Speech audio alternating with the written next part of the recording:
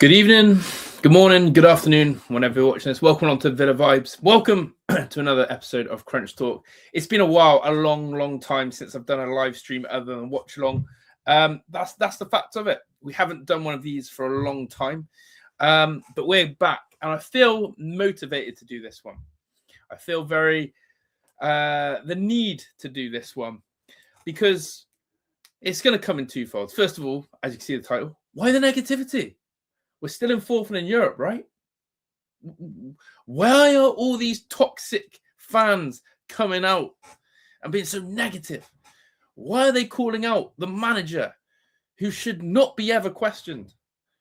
Why are we criticizing our squad that we have spent ickle money on? Why are fans turning on the manager and being so ungrateful? Because we're in fourth. And we're in Europe, guys. You cannot criticize this team. What are you doing? How dare you criticize this team? It's so toxic and negative. But guess what? Guess what? You're not grateful. Because of all the past 2-3 seasons that Unai's done, he should have a pass in the bank right now for what he's doing for this Villa team. Who cares if he bottles top 4? Who cares if we don't win the Europa League? Because he's got money in the bank. He's got money in the bank. So be grateful. Because I'm going to tell you this now. How dare you criticize this team when you were all dreaming of a title race? How dare you? How could you? Because yes, you were all talking about Villa in a title race. Villa have a chance of doing something special. And now you're going to accept Europa League? Come on now. Come on now. Don't be like that. Don't be fickle. If you were dreaming of a title race, how can you dream or even dare think of anything different? So stop the negativity. Stop the toxicity. Don't let it rub off on the team. Don't let it rub off the team. Because your negativity online especially is rubbing off on the team. How dare you?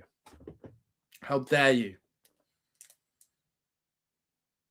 I can't carry on like this. Do you know what I mean? I can't carry on like this. It's all a fucking act. It's all a joke. It's all absolute tongue-in-cheek. Because do you know what? Do you know what's really irked me? It's been the thing that's irked me is there is so much fan policing. It does my head in. It does my absolute head in. There's so much policing of our fan base amongst the fans, amongst the creators who tell us how to support our team. And too many people listen. Too many people chirp up. But I'm going to say this. And I've always said it on my channel. Support the team how you like. If you genuinely believe Unai Emery out, then fucking say it. If you believe Unai Emery is the God of all gods, then bloody say it. But don't ever try and tell someone else how to support the team. Don't ever try and question someone's views. And that's what's pissed me off. Is that all of a sudden, every single fan I've seen has rightly criticised the team and the manager in the last couple of weeks. And I'm going to say it again, rightly so. We've also questioned the board. But it seems that because a certain trend or section of people are criticising, it now seems fashionable to criticise. It now seems okay because everyone's doing it. Because the mass are criticising, it seems like it's okay. But there are real ones in this chat. People like Duncan, for example. Big up to you. Big up to Kevin as well in here. Big up to Jason. Big up to everyone in here. There are people who've called it out from the start, and I've got the receipts, and I'm going to show you. There are people who were with me at the start of the season who were able to not just go and be a sheep, but actually called out the team and Unai probably when they should have been called out, which was the start of the season. Which is when we went 4 games without scoring a goal, which is when we were absolutely playing diabolical crap football and we were rooted near the bottom of the table. That was the time to criticise. That was the time to criticize. But now you all want to criticize. Imagine if I started policing everyone. Imagine if I started policing everyone like people police me. Imagine if me and Duncan started getting policed like we got policed at the start of the season because we spoke badly of Unai Emery. Because I could genuinely turn around and go, how dare you speak out now in our best league position? I'm backing the boys. I'm backing the team. Why aren't you? Hey, stick behind Emery. He's got us into fourth and we're still in Europe. How can you ever speak out against Emery? And that's what's probably annoyed me the most when I've looked at all of this scenario and situation. I have seen a lot of people come out and feel vocalized to get on the team's back and Emery's back at our best position. Yet when, and I'm going to say this again, yet the logic doesn't add up. When we were in the relegation zone, when we were near the bottom of the table, right? I was called toxic for saying we were crap. I was called toxic for saying that we haven't spent our money well. I was called Mr. Negative because I said that these players can sometimes pull absolute stinkers and are mentally weak. Yeah, I reckon, but I've been so quiet in our successful time. I've been so patient in our successful time because there's perspective. So I'm going to lead on to my next point. Big up to Kevin, says at least your answer. Appreciate Kevin. Kevin, it's been a long time. Long times. And I hope you're well.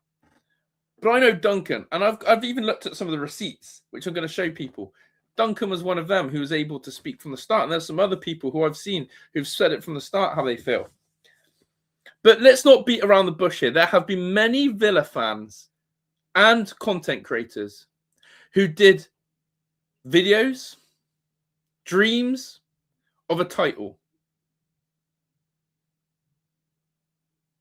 Villa in a title race. Don't rule Aston Villa out. Sky should put respect on Villa. Why are Villa not... Villa Shane, I think, do actually. Why are Villa not in a title? You know, why are the media not considering Villa in a title race? I've seen it all. From every content creator to every Sky. And I refrained. I joked maybe once about it. But I've refrained. Now these same people who have been dreaming about a title race a couple of months ago are now happy to accept Europa League. Give me a fucking break. You're fickle as fuck. You're fickle as fuck. And I can't stand those type of fans. I'm not policing fans. They can say what they want. If you want to say as a fan you're happy with the Europa League, hey, that's your opinion. But I'm going to tell you now, you're fickle. Don't you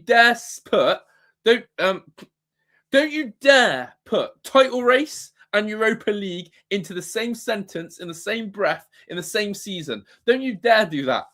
Do you ever think you're going to see a Liverpool, a Man City, a Manchester United even? Do you ever think you're going to see those guys when they're second or third in the Premier League, 6-7 points off the top, talking about a title race? Do you think they'll ever go near the end? Wow, I'll take Europa League in the end.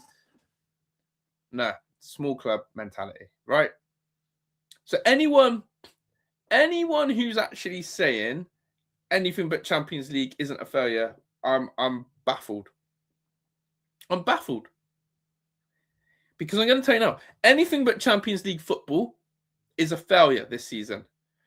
Anyone who thought and is happy now to go, do you know what? Still another season in Europe. 4 consecutive seasons in Europa League. Yes, as good as that may be, 4 consecutive seasons in the Europa League, in Europe, guys, you're also not putting into the connotations. You're obviously not putting into the mindset that we were in a title race, remember, in December and January.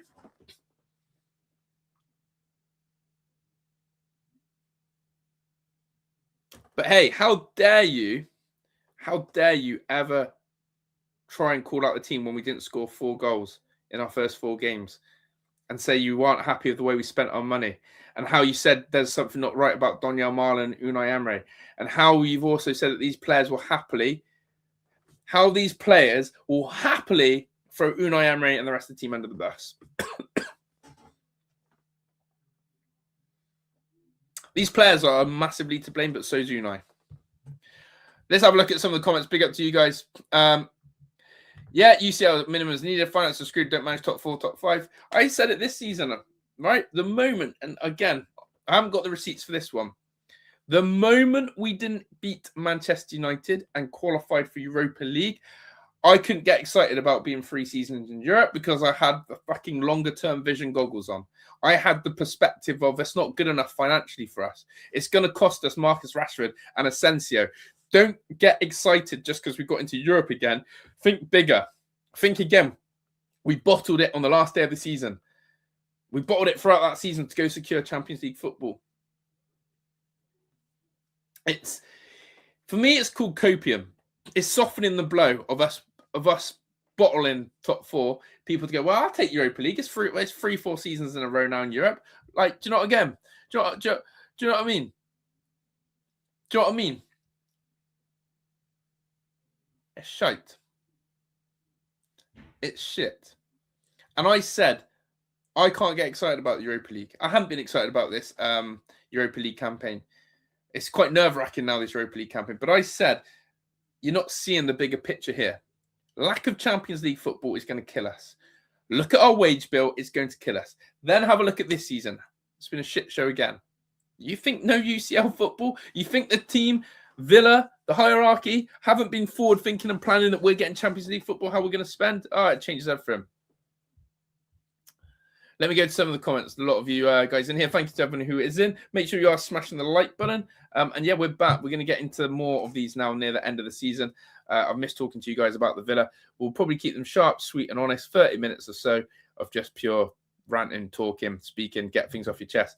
But yeah, appreciate it, Kev. Good to see you. Villa Shane, hope you're seeing me saying. I actually do remember that Villa Shane. And I've got a very good Watkins stat to show everyone in a minute. Not a good one for him. Kev says, I hope even we can have a sliding doors moment at a little different tournament and all that. Fuck me, Kev. I love the optimism. You always come with that, but you really think there's going to be something changing? This team can't get up for anything. This team cannot get up for anything. They need Viagra. That's the reality of it. This team needs Viagra. That's where we're talking. Oh, Josh Emery doesn't want you coach saying he sticks to old and slow, which doesn't cut it anymore. Absolutely. Unai Emery doesn't like to use new signings as well. You could have that, Gary. Doesn't like to use new signings or fresh faces unless you're Dougie Luiz and you've had to be used. Don't want Europe if it's not Champions League. Facts. Lack of Champions League quality financial for Villa as a sporting failure. Exactly, Duncan. What else we got? Since one was bizarrely sold, the Elliott situation and the Real Madrid we've fallen off a cliff. Hey,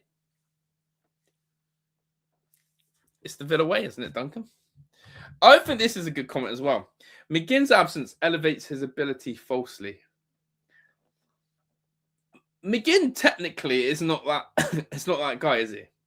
He's a workhorse. He's a captain. How good of a captain is he? Or maybe we'll see. How good of a presence is he on the field?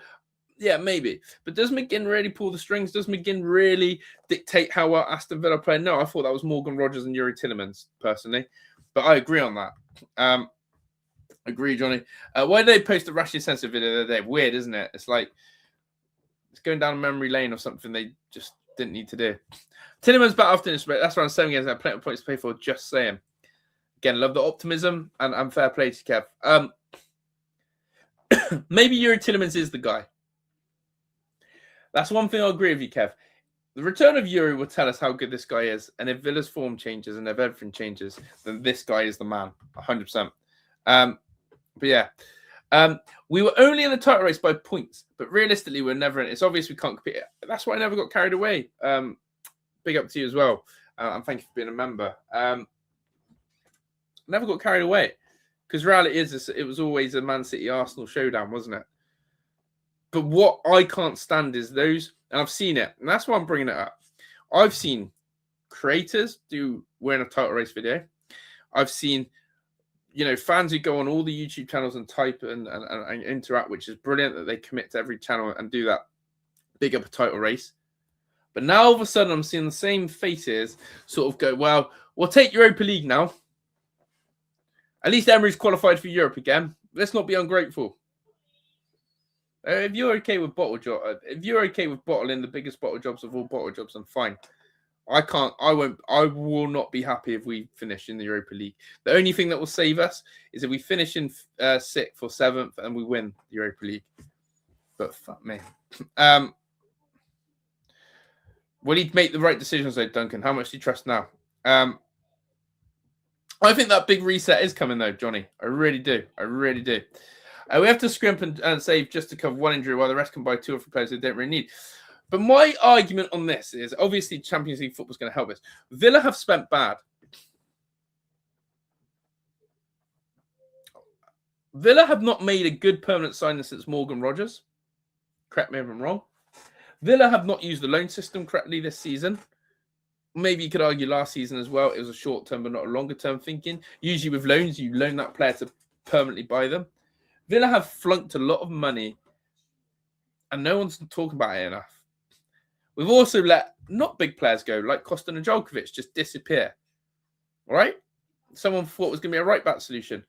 Garcia, another waste of a player. Djokovic, waste. Players like that. Remember, everyone's getting hyped up about Bogard. Well, why are we worrying? Why are we complaining about no Tielemans and Kamara? Because we got this amazing guy called Bogard, and we got Onana, and we got Dougie Luiz and Ross Barkley. We got the depth, right? Let's not moan about depth. Let's not moan about injuries. We got depth. Onana, Barkley, Bogard, Dougie. What are we doing here? We got depth.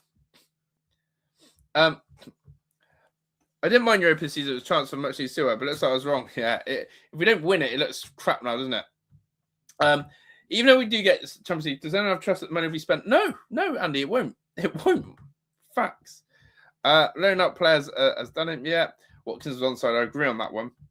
When McGinn was playing, fans were regularly saying he should be dropped. All he does is use big. Now the same people think he'll be our saviour. Exactly, Villashane. It's the exact same rhetoric of we were in a title race, but now we are okay with Europa League. That's again. McGinn give driving physicality. Any Martin has argue come out of world class. We haven't a midfield since McGinn and Tielemans got injured, but I disagree on this, and I'm going to stand firm on this. Don't tell me Villa don't have depth in midfield. Don't tell me Villa haven't had a midfield, because guess what, guys? Unai Emery's built the squad. Onana, Luiz, Barkley, Bogard.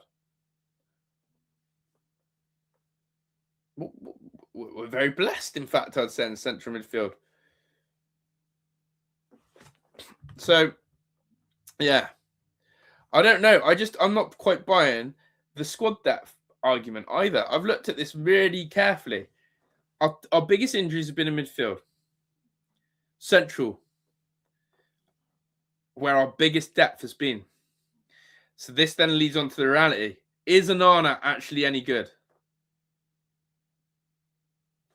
Is Onana actually any good?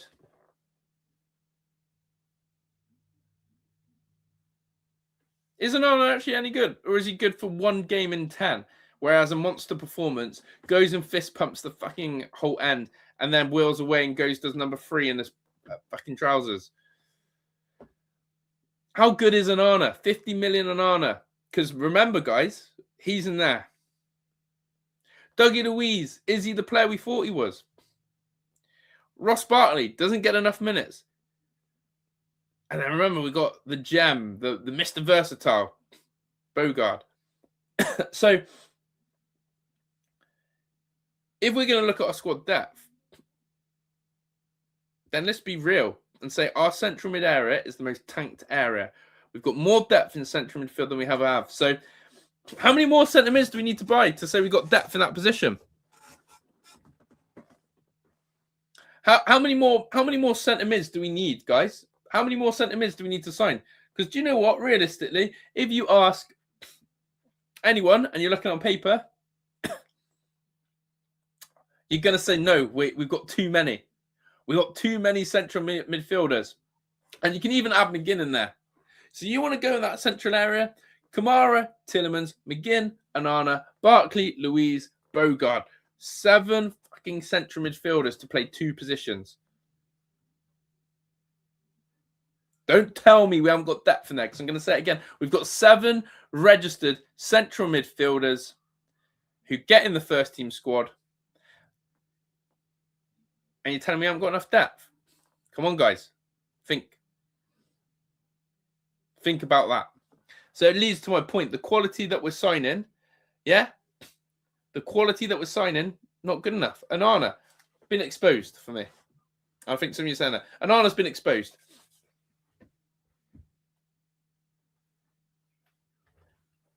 Onana's been exposed. He's not carried that midfield well enough. Exactly, Duncan. Plenty of depth. You know, you knew, I knew, everybody. I genuinely believe he wants sacking. Must be something else in the pipeline. Correct. My guy just been extremely quiet when we were winning 11 games of trot. Now he piped up. Thing is, though, I've been doing my watch-alongs, though, Kev. I've been in action. I've let a lot of these opinions out on my watch-alongs. I've been very supportive of the team when we're winning, but I've also still been cautious. You know, I've been very much lauding how good December's been. But what's happened is that, I don't know, something triggered me to get back on here. And I think it was the policing of football fans. I think that's bothered me. I think that's bothered me. So it's not like I've been absent. I've been doing my watch-alongs. But what's bothered me is too many people want to police how to support my football club. I got told that. And I think that bothered me. So I thought, you know what? No, I'm not watching all these fucking doom and gloomers come out now when we're bloody fourth, right? Because I could go on each and every single one and say, no. You're not allowed to say anything bad because we're in our best place. So I'm going to show you some of the receipts I got. Big up to Mike Kane. We were playing our game the first time. Thought we counted nicely. Yeah, and then we went all negative again. We ain't even shooting from outside the box anymore. Big up to Matt. Thank you for supporting. Why do we go for Gallagher then not bother trying to get another midfielder in January, another strange one? Because that's our recruitment. Andy says, my worry is, let's say Watkins plays next game and scores. Does that make him undroppable for the next game? If so, put yourself in Tanner's boots. You're asking for move, end of season. Daniel Marlon 2.0. Look, I'm gonna say this. I'm gonna say this for real.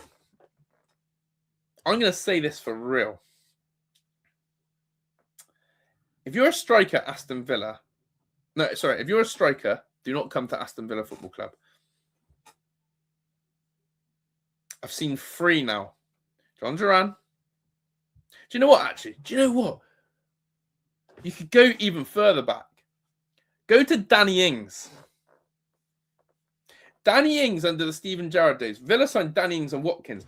Can you remember when Gerrard went Ings, then Watkins, Ings, then Watkins, Watkins, then Ings, Watkins, then Ings? And in the end, it was like, can you just pick a striker? And in the end, Danny Ings said, basically, Watkins got chosen over him. And ultimately, that was it. That was the end of Danny Ings and Aston Villa. Right? So Watkins got his way of Danny Ings. Doesn't like competition, this guy. We then go to John Duran. We then go to Daniel Marlon. And now we're going to see the Tammy Abraham effect. Don't come to Villa as a striker because you've got to basically be Watkins' bitch. And you've got to watch him fucking butcher everything. So, yeah. It's crazy. Don't come to Villa if you're a striker. No point in signing one. I think we've made it loud and clear now to every agent out there. If your man's happy to sit on the bench, take some money home, come on for 10, 15 minutes when Unai finally has the balls to drop Ollie, then come to Villa. But don't expect to play. He did drop off badly. He did. As we keep telling people, Duncan, watch documentary. Another wasted season under winner Unai. He's got to win the Europa League to prove that, hasn't he? And do you know where the cracks came as well for me on this? When Unai gave the interview, can't remember who we lost to. Was it the Everton game? He cracked, didn't he? He said there's 6 better teams than us in the league. Unai Emery said 6 teams should finish higher than Aston Villa. What are you doing? What's the psychology of that? But then I've actually cross-referenced Unai Emery.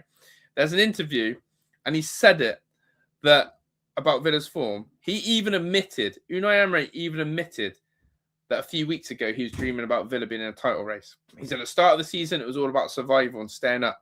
Then we progressively got better. Then we start thinking about Champions League. Then I've dreamt about winning the league. Unai Emery legitimately, genuinely thought he could win the league. Fucking crazy, right? Unai Emery actually believed he could win the league. There was a quote. I think it's from is it John Towley? Or is it Jacob Tanzer? I can't remember which one put it. It's there. I've read it. Unai Emery believed he was going to win the title, or dreamt of winning it. And now he's saying, right, now it's just about getting into Europe again and holding on. It's like, mate, you're a roller coaster. You're an absolute roller coaster here. So, yeah, crazy, to be honest. I was going to show you some stuff, but I'm enjoying the comments so much. Duncan says there are a couple of Villa YouTube fans that channel are no longer follow. Is that because of them flip-flopping? Is that because they've been critical of you? Well, I'm interested to know the reason why, Duncan, actually. Things could be worse with Spurs right now. Yeah, but that's not even funny because what you're going to see from Spurs, I think, next season is a massive implode. If they stay up, is a massive implode of transfer. They're going to have to do something. But again, Spurs are starting to show it's not the managers, it's the players. And you've got to look at that, you know, not even new manager bounce is saving Spurs right now. People forget we beat Chelsea by 2 and no coincidence game with Garrett. Yeah, again, look, I'm not going to be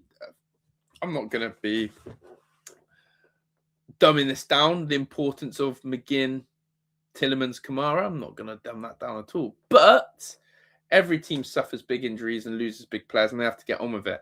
And then people come at me with the counter argument of, but we don't have the depth like all the bigger teams. I just think debunk that by telling you that we've had 7, 8 central midfielders on our books. So don't tell me we don't have the depth. Be different if we lost to Morgan Rogers and a couple of centre backs. Then I'd go, do you know what? You might be on the right path here. But central mid area, no, we got the depth there. If we're giving up 4 goals, we're going to lose. Yeah, you can't concede 4 goals. Was it Mings back in the team as well? And that happened, yeah. I like it, though. Do you know what, Kevin? I like that you're willing to go chesty on that. Because you're also the type of bloke who go, do you know what? I went with it, and it didn't happen if it didn't happen. So I like that. But yeah, big up to everyone. Right. Let's go to some... I want to show you a crazy Ollie Watkins stat, actually. Where did I see it? Don't tell me I got rid of it, because I was so sick by it. Basically, it's something like Watkins has scored. I've got too many tabs up now. I've got to get this Watkins stat up because it is absolutely, astronomically, diabolically, disgustingly. I've lost it. I knew this would happen. It's something like Ollie Watkins has scored 14 goals in 55 games. I don't know, something crazy like that. And basically saying it's not a bad patch now. This is not a bad patch now. This is far from a bad patch. This is the reality. Fact Watkins can be garbage also still with first is absolutely. Every fan on the YouTube Manchester also said Emery's the Messiah and he had 3 players in and we can't cope. Exactly. Do you know what? I'll be really the thing that's worrying me about Unai Emery is that there's no plan B. The more I've looked at it, it's Unai Emery is plan A, and if that's not working, do plan A even better. There's no adaptation. Really, what I want to see from Villa now is this idea of trying to play this high line, still trying to play out from the back. This idea that we're still going to try and break the press. We're going to punch the balls through. We're going to turn teams over quickly by breaking us. That I want to see us go. I want to see a complete shift. I want to see us be fucking giving it the dog's bollocks. I want to see us getting dirty, getting nasty. I want to see us clipping balls into channels and pushing the opposition back. I want to see us going a lot more director. I want to see us absolutely pepper the box a lot more. I think this passing out from the back shit, I think this high line, it's not working. We're getting exposed. Concede 4 goals at home like we are. We're not creating enough as well, are we? We're not scoring enough. We're not creating enough. And if we want to put that down to no Tielemans, Kamara, and McGinn, then you have to play a different way. And that's the problem. Unai Emery is trying to use Onana and Dougie Luiz like they're Kamara and Tielemans. They're not the same caliber, right? So it's insane to think that if you use Kamara and Tielemans as your pedestal, and you want Onana and Dougie to do the same, no. Why don't we play to Onana's strengths, which is more marauding forward, which is being more of a powerhouse, which is getting him further forward and crashing the ball that end. Instead, Onana looks lost and confused to me about his role. I don't know if anyone else feels like that. I feel like Onana's really lost and confused of who he is and what he's meant to be doing in this Villa side. And also, it's exposed him as you can't step up and be that number one big team game player. Our £50 million signing. I still feel like the fullbacks are completely out of sync as well. Something doesn't feel right with the Villa fullbacks. I think we lost everything that was good with us in December and January with Matson and Cash. Feels like it's gone completely out the window. And I don't even get me started on how Leon Bailey and Buendia are still in the starting lineup. I mean, we can. How do I get into this? People, it's very easy to highlight Ollie Watkins. Facts. But where's that energy on Buendia and Bailey, man? How do they get away with that? I think our transfer team might be actual clinical morons. They are, comrade. If Jared said that, we go apeshit. He did, and we did. Yeah, when you play down expectations like Emery did, you have to go nuts. Absolutely. Big up to the Blue Billionaires. Yeah, no good transfer since Rodgers. Permanent transfer since Rodgers. No. If Watkins is a favourite, then surely Tammy plays at Lille. Obviously, saving Ollie for United game, eh? Fuck me, I don't know. Yeah. It's very interesting, actually. It's very interesting how he goes about. I can't see Tammy starting again. I really don't. Big up. As I'm putting a 10 on Emmy getting sent off against United again. Yeah, I can see that. Big up Meeks in the house. How are you, my friend? Big up to my man Meeks. I do need to reply to you, my friend. I am on it tonight. Hope you're well. But yeah, we're back to live streaming, Meeks. We've been rattled by people who try to police Villa fans on how to support the team. Because, ironically, I was trying to say, how can you be negative when we're in fourth and in the Europa League, eh? What are we doing here? The same fans who said you can't be negative when you're in fucking 4 games in, no goals. But there we go. Wally Flotsam sent to help Wolves get promoted again. Wait, they won't want him. Do you know who is a good baller? That's Strand Larson. A few of you mentioned it, and I turned my nose up at him. The more I look at Strand Larson, he would have been perfect for Villa. Oh, wait, no, he would have sat on the bench. What am I asking? What am I talking about? If we signed Strand Larson, he'd be tying Ollie Watkins' boots. Plan B is waiting for the cavalry. That's a crap plan B from a messiah, someone who's meant to be the best of the best. I'm not sacking you, but I hate style of play. It's okay to say that as well, Conrad, because... Okay, so another thing then. Let me come to this. You know, obviously, how the club have been calling out the fans and saying we need an atmosphere at Villa Park, blah, blah, blah, right? Only a few people were brave enough to say this, and they were completely spot on to, which is this. We'll play more exciting football.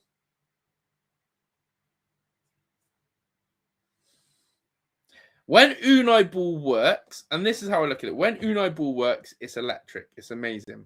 Newcastle away was a really good example of that. But you know how hard it is to execute Unai Ball? You've got to be at the top of your game. You've got to literally have less than 5% mistakes with the ball. And you've got to be able to press and be fit to an extraordinary level. Unai Ball's really hard to execute. Hence why some of the players are now getting exposed week in, week out. From tiredness, from fatigue, from mistakes. People are getting exposed because Unai Ball is fucking hard to do. Hence why I said he's got to mix it up. Clearly now, your plan A of Unai Ball is too hard for all to follow. So, yeah. That's terrible from Watkins.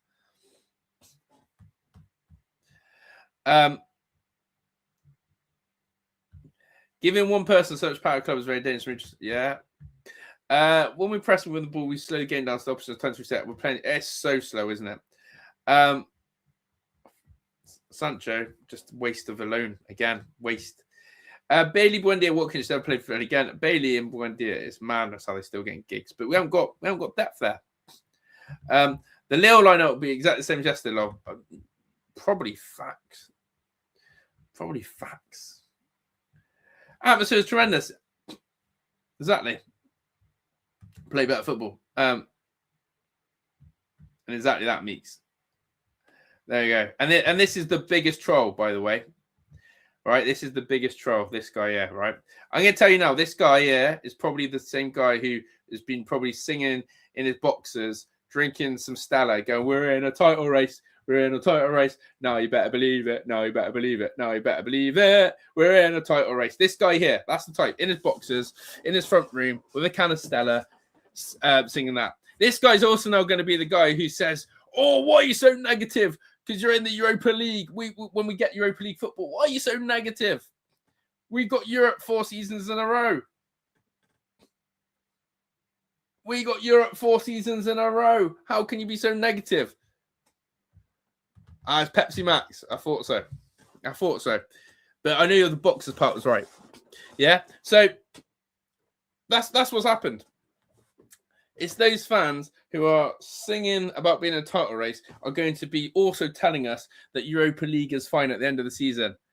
Yeah, I know you're not a troll though, because your comments aren't personal. This guy gets personal. That's the difference.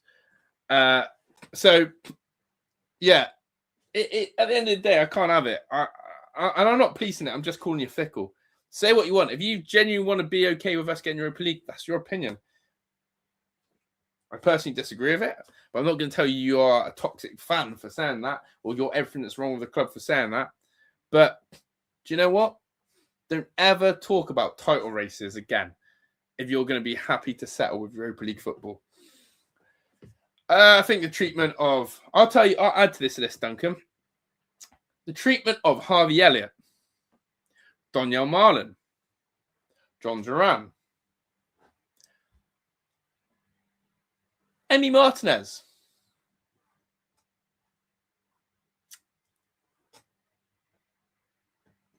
Pau Torres, Garcia, Ross Barkley. Have you actually seen that Damien, whatever his name is? Have you seen how he's gone? You know, we could do the opposite here, Kev. This is one. See how Damien was very vocal when Villa were winning games in December and telling all the fans to shush, basically, that those who were negative, shush, this was a project, this is amazing. I don't see him now on social media. Where is he? Where's he to give his amazing summaries on social media about how great Villa is and how good Unai's project is? Where is he now? Oh, wait, he's gone quiet. Why? Because he's going to get fucking pelters from the same fans who are licking his ass. It's madness. This is what I mean.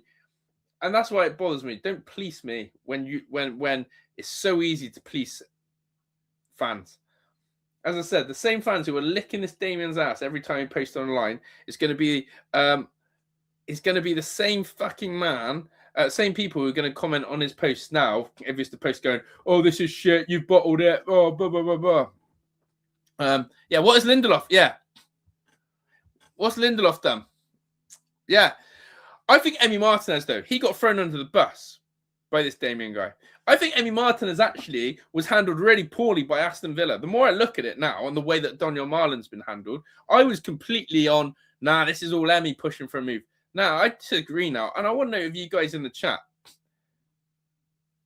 do you actually think Villa tried to force Emi out and left Emi out to dry? I think it's poor handling of that. I think that Lindelof's a great one. He's just been casted out, yet he had Stormers for us and did a really good job. Donyell Marlin's just an absolute... fucking can't. Harvey Elliott, even worse. And now we're going to see Tammy Abraham. You can see it in Tammy's face. He knows. And let's not forget, Tammy took a pay cut to join us.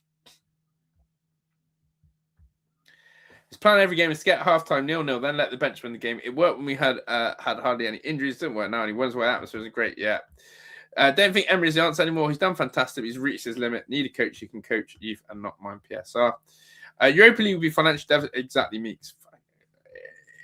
I can't even. It was the same last season. Emery gets loads of stick from me, but we've seen it here before. He got a nasty habit turn around, much to some people's misery. Yeah. Again, I've already done these. I've done a video already halfway through the season where I said, yeah, I was probably a bit too hasty and harsh. And I've always said this. If I'm holding my hands up and going, I've got it wrong, it means Villa have done well. If I'm holding my hands up and going, I got it wrong, it means Villa have done well. But again, if people want clarity, you will not see me celebrating us get Europa League. And if we do not win a trophy this season, and we do not finish in the Champions League, I'm sorry, but there's going to be questions. There's going to be questions. I'm not going to put these blinkers on and go, that's amazing. 4 seasons in a row. No, look where we came from, Champions League, in a title race to where we are. And also, stop thinking short-term, think long-term, how this is going to impact us. Garcia's straight. How about we don't buy £1 million £10 right backs? Just exactly. We've gambled on right backs so much, it's terrible. Yeah, it's true. Monchi's fantastic. Emery is so fixed and say how Villa he puts out our better players on the bench. It's crazy, isn't it? The Marlon situation, laughable. He'll be on for the Golden Boot in the World Cup to call it. Don't. I want answers to that. I want real, genuine answers to that. I saw this actually. Let me share this. I've got to remember how to do this. There we go. Big up everyone in the chat, by the way. Thank you for tuning in. We're back. Whether it's to people's annoyance or taste, we're here. We're doing it. We're saying what we want. As Meeks has definitely enforced that. Yeah, I'm not doing it. And let's be clear. I'm not a channel who's doing it for views. I'm not doing it for a channel to try and fit the norm or the narrative because it's going to fit. I'm just a passionate Villa fan. Whether it comes across, for some people's eyes as I'm not. I'm too negative. I'm just passionate like you guys. And sometimes we've got to come on here and have a rant and say how we feel. And sometimes people go, yeah, I agree. And sometimes people go, no, I can't. And I respect both ends of the scale. What I won't have is people who get personal and troll. And what I won't have is people who are double standard flip-flops. Commit to something and then back it. That's how I feel. There are people who have been committed to downplaying Ollie Watkins for a few seasons. Guess what? People like my man Meeks. Big up as well to Duncan. Respectfully, you've been on the Watkins bandwagon for a couple of seasons. For me, I have been a very avid, big supporter of Ollie Watkins. A massive supporter of Ollie Watkins.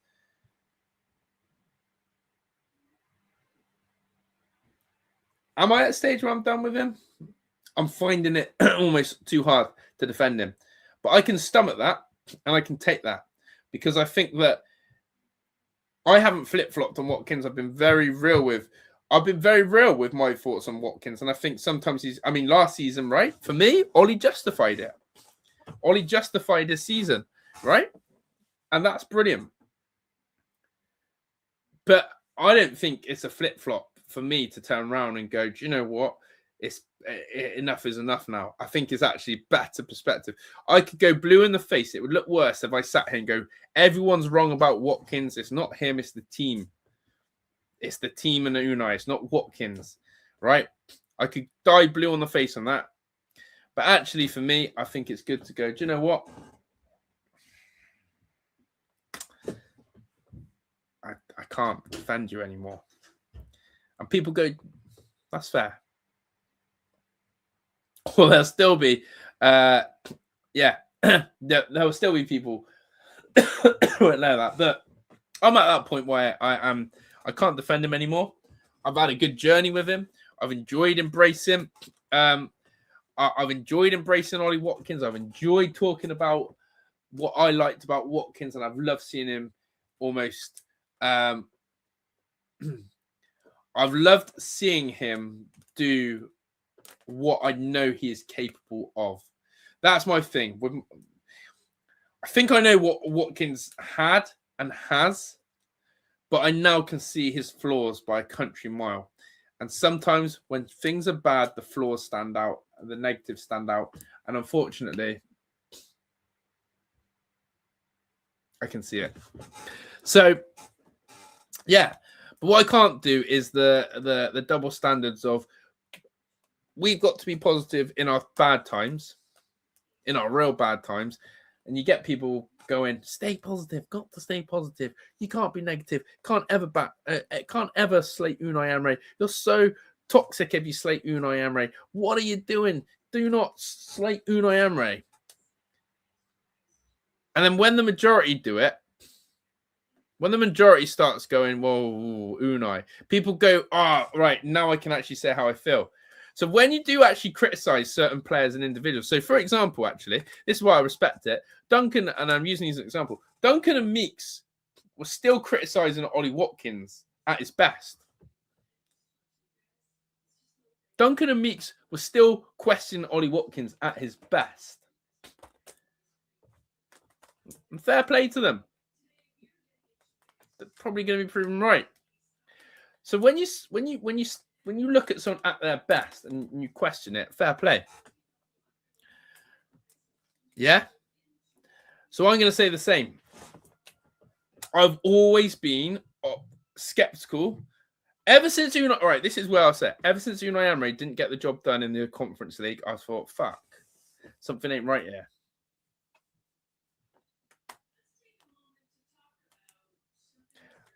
That's where I've looked at it. I'll be completely honest with you. The moment Unai Emery didn't win the Conference League, I thought, is it the players? Is it him? Have we got a mentality issue? Why is Unai not winning that Conference League? Why is Unai not winning the Conference League?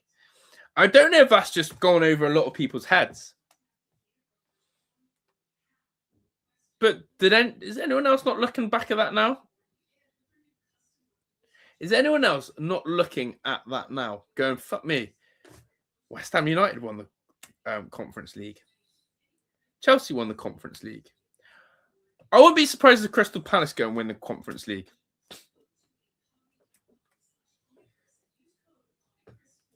So yeah, please. I actually have massive respect.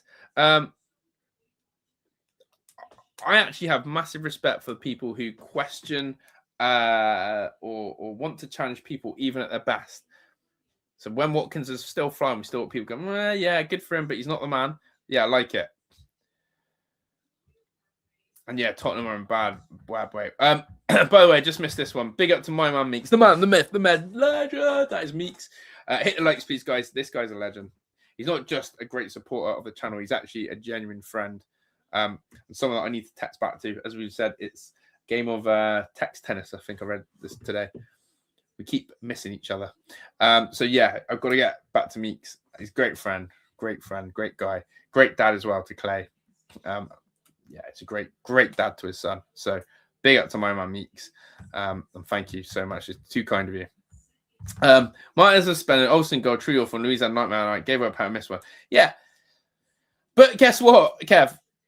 We could have that again this season. We can't keep making excuses. That's where I'm probably going to put my foot down. And again, I'm not going to question anyone. If people want to come there, big up to George Well, big up to TBM, big up to Villa Vibes. And Kev, I love that you try and put the perspective and positivity light on it about Kamara and again Tillerman's squad depth. But at the end of the day, Anana and Luis do not work as a midfielder either. I'm going to put this down. There's no more time for excuses. Just go win the fucking cup now. Go win the Europa League. I don't want to hear hardest route vibes. I don't want to hear injury vibes. I don't want to hear that it was too windy vibes. I don't want to hear that there was two teams stronger than us financially vibes. Just go win it. Unai Emery is meant to be this tactical genius. Unai Emery is meant to be a serial winner in Europe. Go fucking win something now. And don't tell me this Villa squad ain't good enough. Everyone at the start of the season said this team is good enough to win the Europa League. The bookies put us as favourites. We put ourselves as favourites. Okay, we've lost Kamara. But everyone else should be back fit. Are you telling me that without Kamara, we're fucked?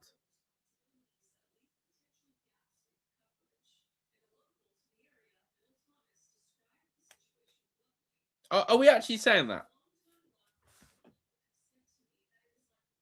Are we actually saying that? Are we actually saying that without Kamara and Villa crap? No. It's just a fact now. Go win it.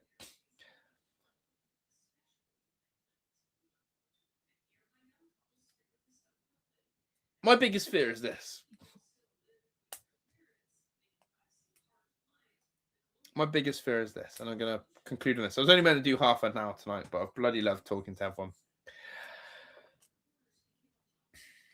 My biggest fear is this. Aston Villa don't win the Europa League. Aston Villa don't finish in the Champions League spots. And Real Madrid come calling to Unai Emery. Maybe that's what he's playing for. Maybe there is a need for a big reset. But reality is, Unai Emery will then be told again by the Aston Villa hierarchy, the Aston Villa board, you don't have money to spend, Unai. Deal with what you've got. Coach what you've got. If your manager keeps getting told that you can't do this and you can't do that, you're going to start getting frustrated. And then when he goes and spends his money and uses money on poor acquisitions, that's when you really are going to turn around and go, fuck. So I actually do think that's quite pivotal. Maybe you guys think I'm completely barking up the wrong tree here. Who agrees with me? Just out of interest, and who thinks I'm absolute fucking nuts and I don't know what I'm talking about. But I genuinely believe if Villa do not win the Europa League and do not get Champions League, I think that will be it. I don't think they'll be happy if Emery bought Andy. No. And that's true. But I really believe this. I believe that actually he'll be at the end of his tether. He'll look at the board and go, it's as far as I can take them. And in a way, as Villa fans, we should probably shake his hand and go, thank you for giving us some memorable seasons. I think you have taken us to our ceiling. I think you have taken us to the highest you can. You've got us to nearly winning trophies, but not quite. And you've got us consistent in Europe, but we're not quite consistently being Champions League finishing places. You've worked on a shoestring, but yeah, thank you. I just don't think he'll want to stay. Bentley says, you've got to be patient. Mix up with teams that are established. All you can ask for is 2 steps forward, 1 step back. And Unai's definitely done that. That's what I think. Okay, let me just debunk that point. I saw this tweet. So Carl Franklin said, season over, beaten by a team who can spend £1 billion while we're having to field a team of 8 players who played for us 5 years ago. Embarrassing, by the way. All right? And exactly, Gary, he has wasted money. Yes, the rules are shit, but can we please stop acting like they're the only reason we're in this mess? The recruitment has been piss poor. We had 35 million to spend in the summer and used it on a bloke who's loaned out already, Evan Gessond. We signed Tammy and Jan and don't even fucking play him. It's true. Sometimes we make these PSR and finance excuses that don't add up. It's crap. This one here, I like this tweet here. As for Villa, they haven't permanently signed a player who's improved the team since Rodgers in January 2024. That's woefully bad recruitment. Players signed from last January, last summer, now out on loan. Recruitment's a major issue.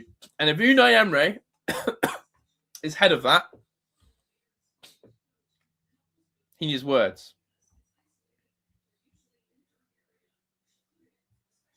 Yeah, he needs words. And apparently, I've just seen this as well. This is the Premier League table for 2026. Oh, geez, Meeks. I've just seen Meeks' lovely picture. A nice blue BMW. Yeah, that's lush. I'll respond to Meeks there. But yeah, I love that, Meeks. But yeah, Premier League table. Premier League table. As of 2026, we'll be 14th. Yeah, bleak, I know. Wolves would be above us. But look at the consistency of Arsenal, Man City, Chelsea. Yeah, they've been consistent up there.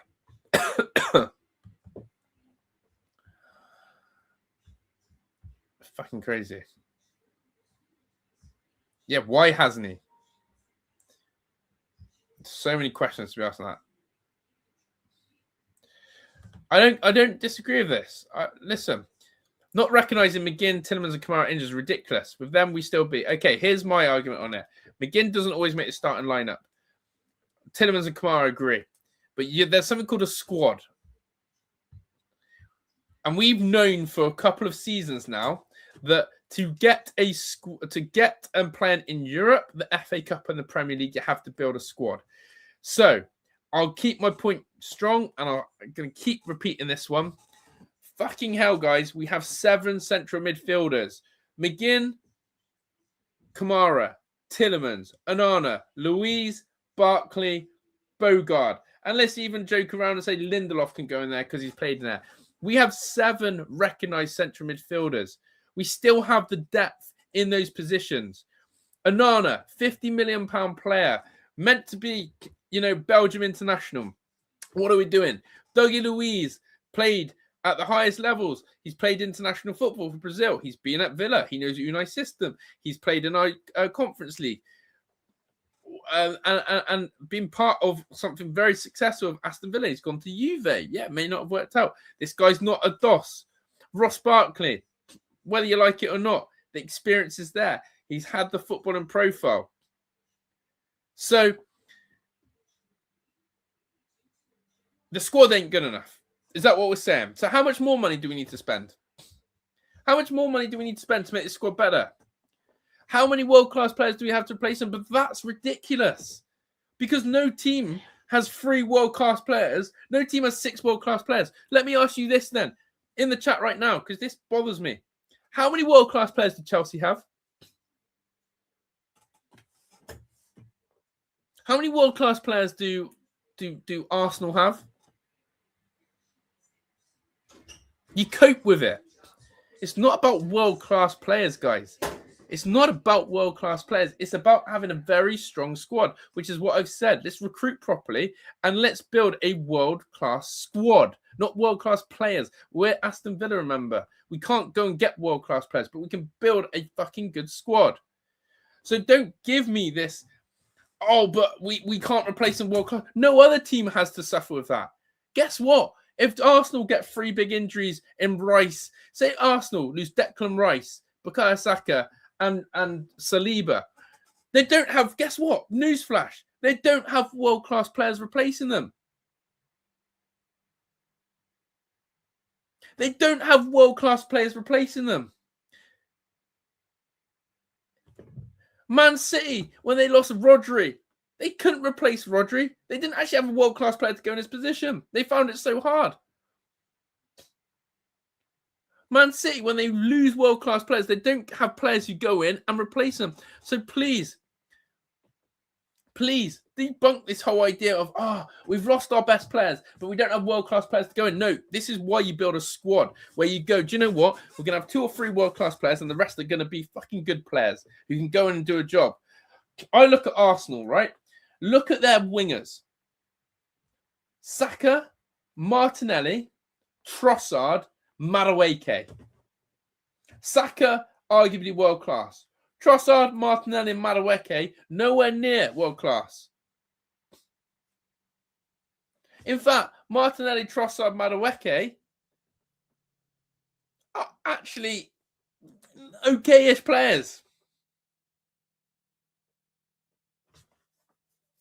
But they're not world-class. And I'll compare that to Villa have Onana, Dougie Luiz. Say Saka and let's give it to Trossard. Saka and Trossard get injured. So they have Madueke and Martinelli.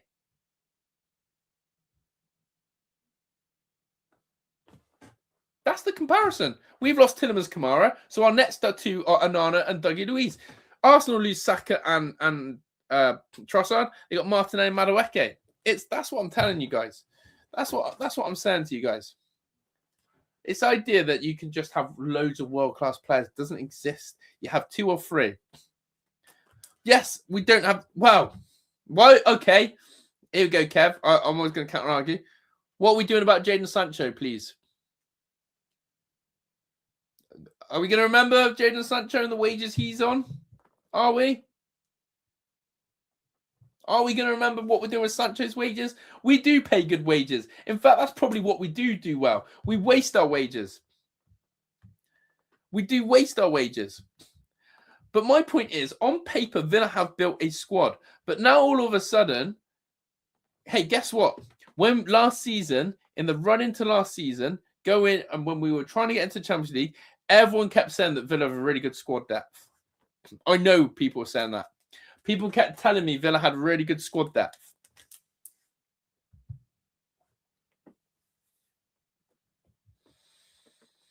But I agree, Duncan, that, you know, I agree. We can't have that level. But what I'm not having, Duncan, I don't know if you agree with me on this, is we cannot hide behind Kamara and Tielemans' excuse all season. I can't have it. I can't have that as a reason. Because do you know what? Then why the hell are we supporting the rest of the lads? What's the point in even having a Bogard then? Because if we're just saying we're fucked without Tielemans and Kamara, the rest of them, what's the point? Don't ever sign anyone again. I just think that we can't hide. There's too much. It's too easy. It's too easy to then let this squad and Emery off. I know Sancho's on loan, but we fucking wasted his wages. No one here thought Sancho on loan was going to turn out good, did they? I've even got my video. I watched it about the other day. I said Sancho on loan. I remember I was in Egypt. I said Sancho on loan. No, I'm not happy about this.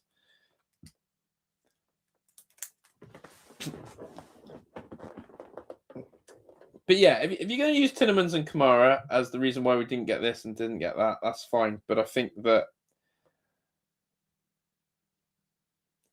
you're forever making excuses for the lads.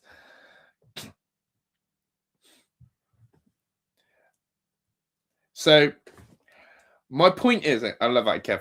My point is, okay, let me do one more thing.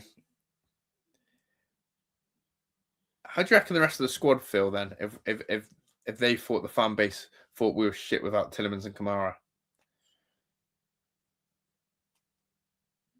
Imagine that.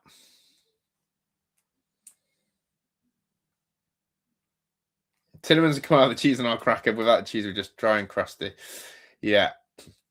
But the cracker's the foundation. And without the cracker, the cheese wouldn't have anything to sit on.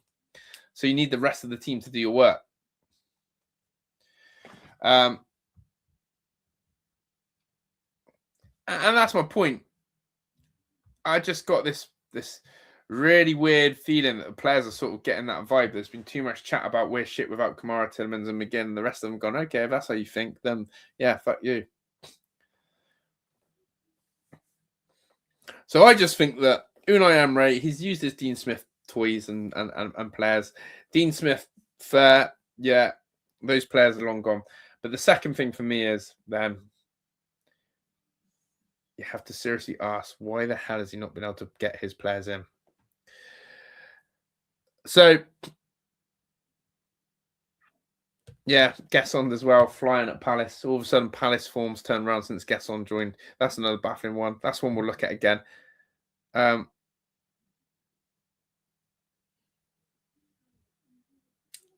Let's end on this, because I've just probably had my defining thought. I can tear into the players and their mentality and that. At the end of the day, in a way, and this is even myself, I can't go mad at Leon Bailey or Buendia or Watkins for having stinkers when the manager keeps picking them. It's just hit me. What we like, if I'm being real with myself here, I can't get mad at Leon Bailey or Buendia playing anymore. I can't. Do you know why?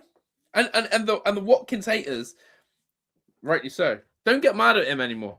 I want you to turn that energy now onto Unai. When you see Villa playing a high line and we concede 4 goals, don't blame on the players. Blame it on Unai. And that's what I'm going to end this stream on.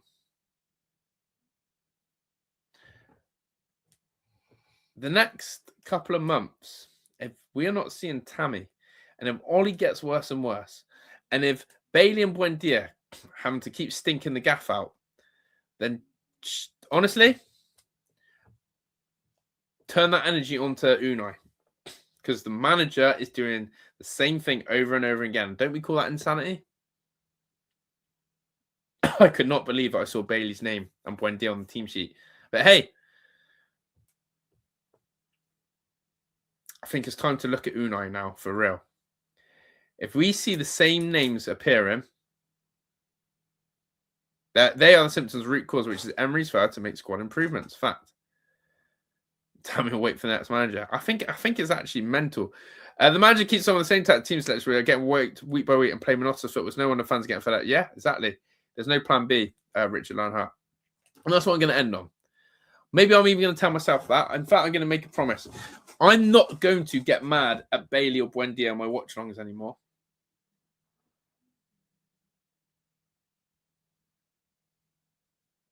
I'm actually going to turn it on to the manager now. And so what do you expect? And this guy is the man who picks the lineup. He makes the subs. He tactically sets us up how we are. If he wants us to play slow, it's on the manager. If he wants us to play a high line, it's on the manager. What we can question on the players is their effort and application. If the players are technically off it, if the players are physically off it, question them. But don't question why they're starting. I mean it. If Watkins starts again, as mad as we can, you've now got to go, do you know what? This is on Unai, because he's just setting him up to fail. And that is the facts of it. Right, I'm going to dip. I want to say thank you to my man Meeks again for the super chat. He didn't have to. He was too kind, and he has got the sexiest BMW. So love that, Meeks.